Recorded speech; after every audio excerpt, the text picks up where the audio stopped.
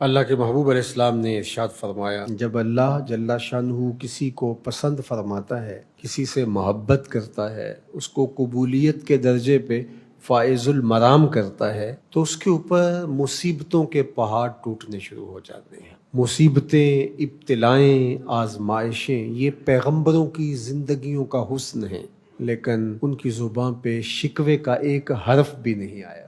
تو یہ ابتلا، یہ آزمائش بندے پر ڈالی جائے تو یہ اللہ جل شانہ کی طرف سے اس بندے پر اللہ کی رضا کے حصول کی ضامن بنتی ہے۔ پھر اس کے بعد اس شخص کا روئے سخن کدھر ہے، اس ابتلا کے بعد اس کا انداز نظر کیا ہے، اس انداز نظر سے پہچانا جائے گا کہ یہ بندہ بارگاہ قدس میں قبول ہوا یا مردود ہوا۔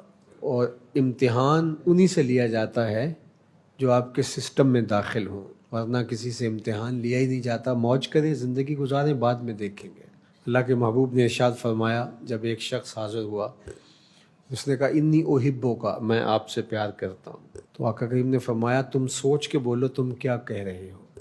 عرض کی حضور انی احبو کا، میں آپ سے پیار کرتا ہوں۔ تو حضور نے پھر فرمایا اچھی طرح سوچ لو تم کہہ کیا رہے ہو۔ تو اس نے تیسری مرتبہ کہا حضور میں آپ سے پیار کرتا ہوں۔ تو آقا کریم نے فرمایا اگر مجھ سے پیار کرتے ہو تو پھر مشکلوں کے لیے تیار ہو جاؤ۔ جو سیس تلی پہ دھر نہ سکے وہ پریم نگر میں آئے کیوں۔ اس کوچے میں ملامتیں بھی سہنی پڑتی ہیں، تکلیفیں بھی اٹھانی پڑتی ہیں، پھر فصیلے دار پہ سروں کا چراغاں بھی کرنا پڑتا ہے، دکھ جھیلنے پڑتے ہیں، تکلیفوں سے گزرنا پڑتا ہے، لیکن ان سارے پروسیس کے باوجود زبان پر شکوے کا ایک حرف بھی نہیں آنے دینا ہوتا۔ تو درد کا نصیب ہو جانا، مصائب کا آ جانا، تکلیفوں کا آ جانا، لیکن اس کے نتیجے کے اندر آپ کا رب سے تعلق گہرا ہو جائے تو یہ سمجھ لو کہ تمہارے رب نے تمہارے ماضی کے اعمال قبول کر لیے ہیں۔ دوسرا سبب حضرت ابو ہریرہ رضی اللہ تعالیٰ عنہ سے ہے کہ جب اللہ کسی بندے سے محبت کرتا ہے تو جبریل امین کو اللہ تعالیٰ آواز دیتا ہے کہ فلاں بندے سے میں محبت کرتا ہوں، تو بھی اس سے محبت کیا کر۔ تو جبریل اس سے محبت کرنے لگ جاتے ہیں۔ ثم ینادی فی السماء، پھر آسمان میں منادی کروا دی جاتی ہے کہ فلاں بندے سے اللہ محبت کرتا ہے، جبریل امین محبت کرتے ہیں، لوگوں تم بھی اس سے محبت کیا کرو۔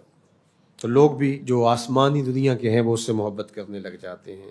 پھر اس کی قبولیت کو دنیا میں رکھ دیا جاتا ہے، لوگ اس سے پیار کرنے لگ جاتے ہیں، لوگ اس سے محبت کرنے لگ جاتے ہیں۔ یہ اس بات کی دلیل ہے کہ اللہ تعالیٰ نے اس شخص کی جد و جہد کو، اس کی نمازوں کو، اس کے روزوں کو، اس کے اعمال خیر کو، اس کی خدمات دینیہ کو، اس کی اچھائیوں کو، اس کے سجدوں کو، رکوع، قیام اور سجود کو اپنی بارگاہ میں قبول فرمایا ہے۔ محبوب علیہ الصلوۃ والسلام نے ایک تیسری چیز ارشاد فرمائی، جب اللہ جل شانہ کسی بندے کے لیے خیر کا ارادہ کرتا ہے تو موت سے قبل اس کو اچھے اعمال کی بے تحاشا توفیق عطا کر دیتا ہے۔ تو یہ اس بات کی دلیل ہے کہ رب نے اس کو اپنی بارگاہ میں قبول فرما لیا۔ چوتھا سبب علماء نے یہ بیان فرمایا کہ التوفیق للطاعہ، اطاعت کی توفیق کا میسر آ جانا، اور یہ بھی اس سے جڑی ہوئی چیز ہے جو میں نے ابھی آپ کے سامنے رکھی۔ ورنہ کئی لوگ گھر سے نکلتے ہیں نیکی کے لیے تو رکاوٹ آ جاتی ہے اور واپس آ جاتے ہیں،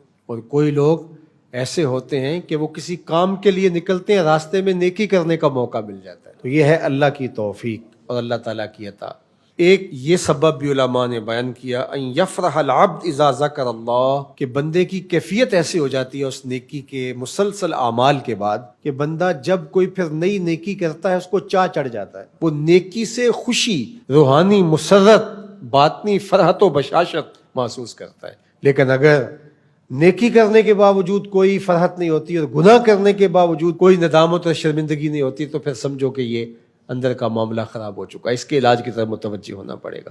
تو بہرحال یہ علامتیں ہیں، ہم اللہ کے حضور عرض گزار ہو سکتے ہیں، مالک یہ مبارک مہینہ گزرا، ہم نے اپنی کوشش کے مطابق جو ہم سے ممکن ہوا، بہت کمزور ہیں، ہماری نمازیں بے روح، ہمارے سجدے رکھے، ہمارے اعمال بہت ساری چیزوں سے لتھڑے ہوئے، تو یہ روزے رکھے، نمازیں پڑھی، جو کچھ جیسا بھی ہے مالک ہم سے تو یہی ممکن تھا، اور ہماری کوتاہیوں کی وجہ سے ایسے ٹوٹے پھوٹے سجدے ہم سے ہو سکتے تھے، مالک جو ہوئے اپنی بارگاہ میں قبول فرما۔ اور اللہ یہ علامتیں بھی ہمیں نصیب فرما، اور ہمیں باطن کی ستھرائیاں بھی، خیالوں کی پاکیزگیاں اور سوچوں کی عفتیں بھی نصیب فرما دے۔